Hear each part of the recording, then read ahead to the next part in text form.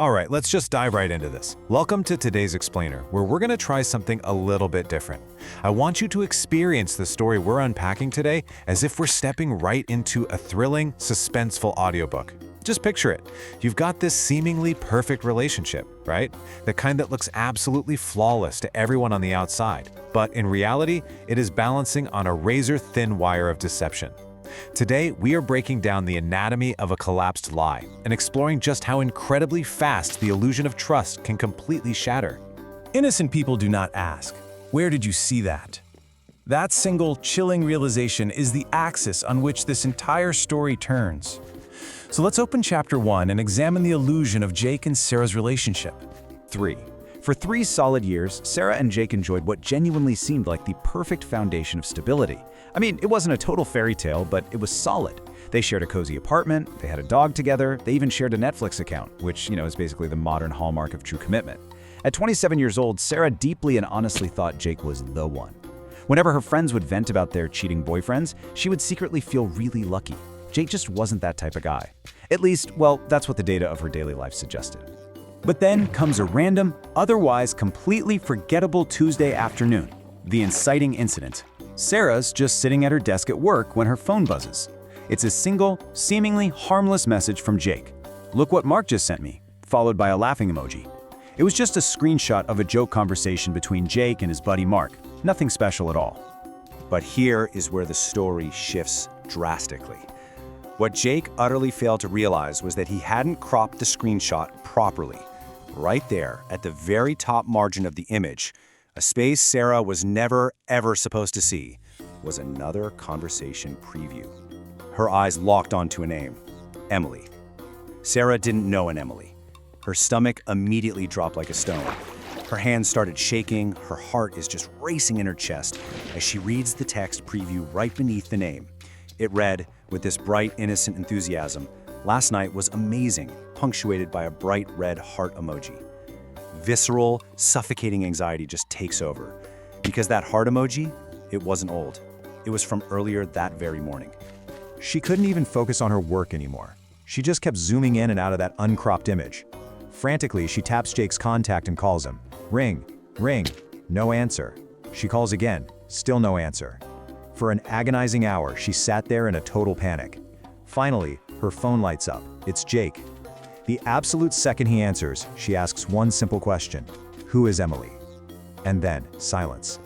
But you guys, it wasn't the silence of confusion.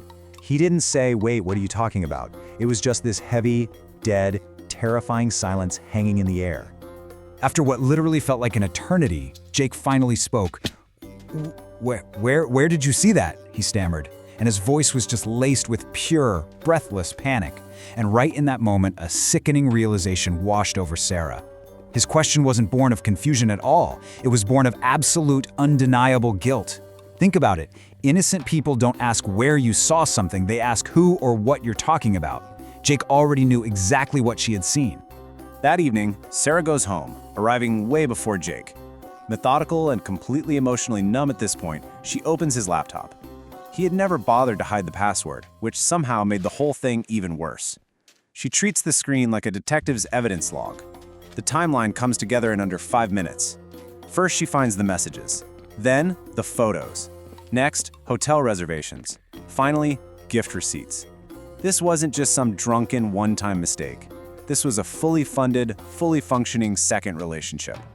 8 months, that is how long Jake had been living a complete double life.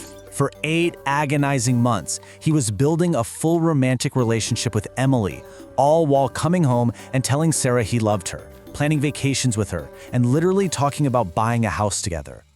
We have to talk about the sheer cognitive dissonance required for this deception, because the psychology here is astounding.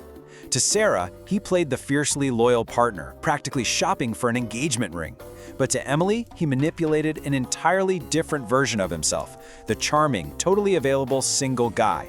And Emily? She had absolutely no idea Sarah existed either. Maintaining these completely different stories and different lives requires a staggering level of psychological manipulation. So, what do you do with this information? Sarah is sitting on the couch just staring at the screen. At some point, the crying stopped, and it was replaced by this cold, calculated emptiness. She shifted from a crying victim straight into an avenger. Step 1. Wait. Step 2. Take 20 agonizing minutes to craft the perfect, non-crazy message to the other woman. She simply wrote, "Hi, you don't know me, but I think we're dating the same man." Step 3. Attach undeniable photographic proof of herself, Jake, and their dog in their apartment. Hit send. Less than 2 minutes later, on Emily's end, the typing indicator appears. 3 dots, then they disappear. Then they pop up again. Finally, a single, jarring reply comes through. What? The sheer, sudden confusion radiating from that one word was almost palpable. Over the next hour, these two complete strangers swapped evidence, photos, dates, text messages. They realized very quickly that they weren't angry at each other at all. Their shared anger belonged entirely, 100%, to Jake. Then, Emily sends a message that sets the stage for the explosive third act of this explainer. Do you want revenge? Sarah smiled for the very first time that day and typed back with this ruthlessly calm, chilling satisfaction. Absolutely. And that brings us to Chapter 3, the birthday dinner ambush. Fast forward to the following Saturday at a packed upscale restaurant. Jake had actually organized a birthday dinner. Not for Sarah, but for himself. He packs the room with his family, his friends, his coworkers. Everyone important in his life was there. When Sarah arrived first, she gave an absolutely brilliant performance. She's smiling, hugging him, acting completely normal. Jake looked slightly nervous, maybe worried she was going to cause a scene about their fight earlier in the week, but she played the perfect girlfriend. But 20 minutes later, the restaurant doors open. It's Emily. As she heads directly toward their table, Jake nearly drops his drink. The color literally drains from his panicked face. Sarah stands up, and right there, in front of Jake's entire table, the two supposedly unconnected women embrace. They hugged each other like old friends. The entire restaurant fell into this dead, incredibly confused silence. Nobody understood what on earth was happening. And then, the trap officially snaps shut.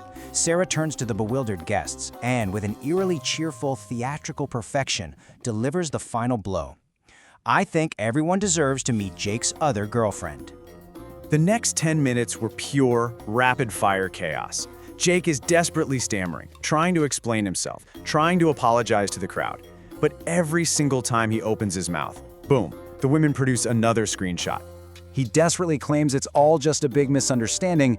Boom, they counter his excuse with another photo. It's just hard, undeniable evidence, keeping the frantic energy incredibly high and relentless. He tries to shift the blame and boom, another receipt, another text message, another lie exposed right in front of his family.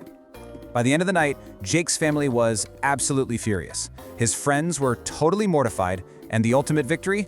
The two women turned their backs on the wreckage, walking out of the restaurant together into the quiet night.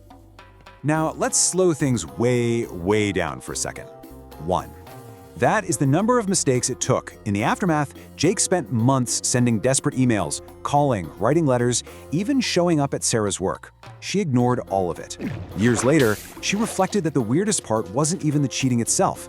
The truly mind-bending part is how a year-long, deeply complex web of lies was completely annihilated by one accidental tap on a phone. One careless mistake. Just one. So the absolutely crucial point we are left to ponder is this. If one badly cropped screenshot, literally just a few pixels of uncropped margin, can utterly destroy a year of carefully constructed lies, what is hiding in the margins of your digital life? Think about that the next time you hit send. Thank you so much for joining me for this explainer, and I will see you next time.